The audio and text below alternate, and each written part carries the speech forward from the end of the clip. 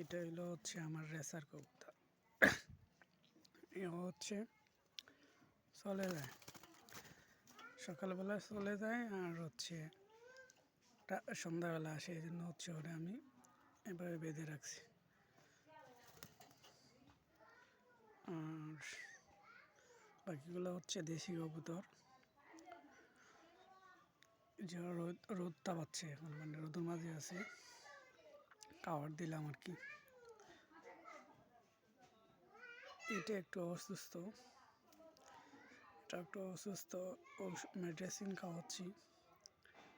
এই যে এইটা একটু পাতলা পায়খানা করতেছে, মেডিসিন চলতেছে আমার। আর এই যে তিলা গুগো সারাক্ষণ শুধু চটরপটার করে।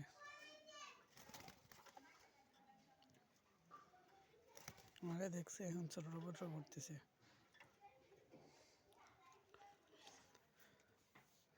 আমার এবার আমার কবুতরের আপডেট এবং কবুতর ফাঁকি এগুলো দেখ